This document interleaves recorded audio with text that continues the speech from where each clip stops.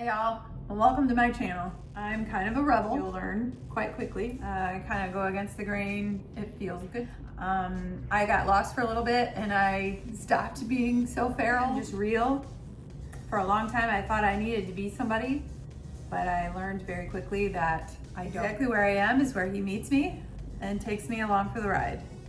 And when needed, he picks me up and carries me, because that happens sometimes. Typically I'm carnivore, but today we're gonna make something for my son. He is not carnivore. I don't know if it's safe to put children on a restrictive diet. So for the most part, he's allowed to eat anything.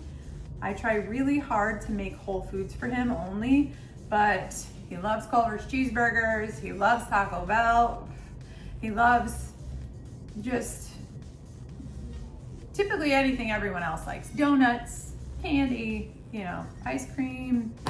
It is what it is. But I do the best I can, as all of us moms do. We're never good enough to ourselves, but we're doing great as long as we keep trying, right? That's what I keep telling myself anyway. So first and foremost, I'm using my Instant Pot. This guy makes me so happy most days. If you know what it's like to cook something in an Instant Pot, you'll know that one, it kills lectins in some of our foods. If you cook beans or rice or anything along those lines in it, you're going to make it easier to digest. It's better on your system, and people with autoimmune don't have as much of a problem. I still do, so it doesn't matter if it's pressure cooked or not.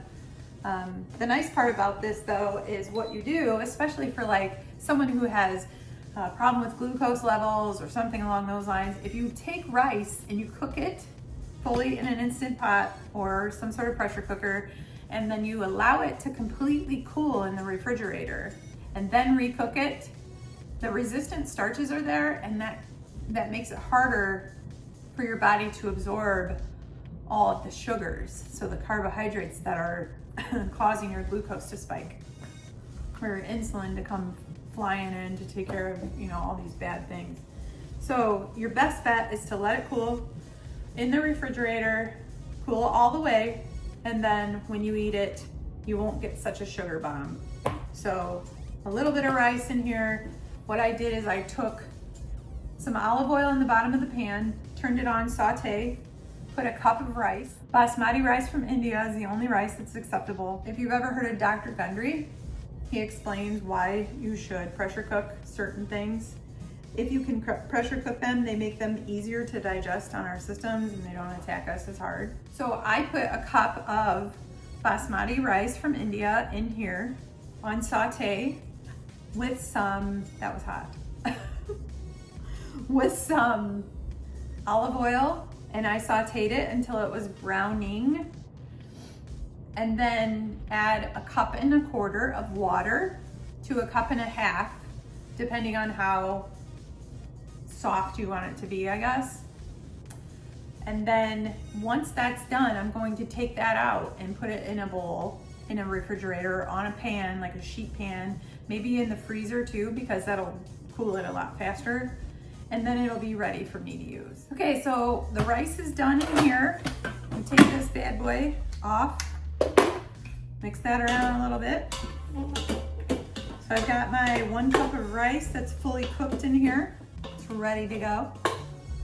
It's not cooled off, but for this recipe, I'm going to pretend it's cooled off because my little boy is hungry.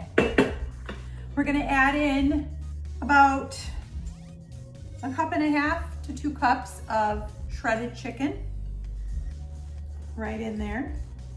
Cooked shredded chicken. You want that to be cooked, by the way. Make sure it's, well, I guess you can't shred chicken unless it's cooked, can you?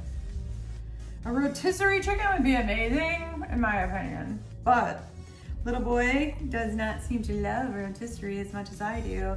This is 2 tablespoons of grass-fed butter. And then a little over a cup of mixed vegetables, carrots, corn, peas, some green beans, the typical frozen mixed veggies. You're gonna mix that up, and once that's all mixed up, I'm gonna add a little bit of salt I always use sea salt. It's got the most minerals. And maybe a little bit of pepper. I know my little guy likes pepper. Got that Kirkland brand pepper. Anything to save a couple bucks, right? Hopefully no one's getting hurt off me using that. But anyway, salt and pepper in that bad boy with the butter. The butter is going to give it the really nice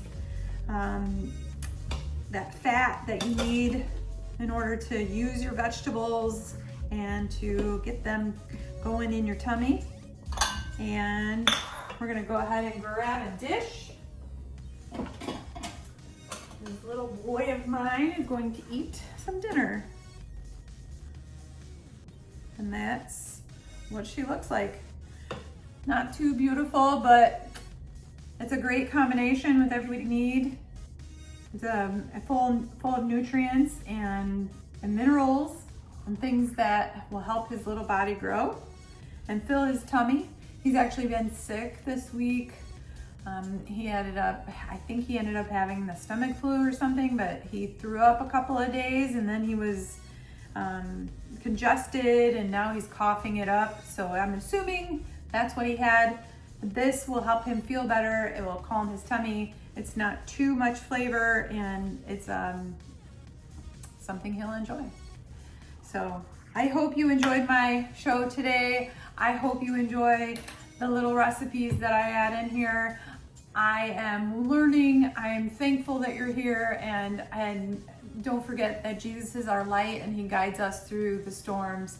And if you're in a storm or if you know someone who is, be sure to ask Jesus to help, because I know every time I've reached out, he's been there for me, and I'm so thankful.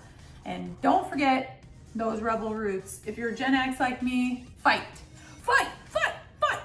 Have a good one.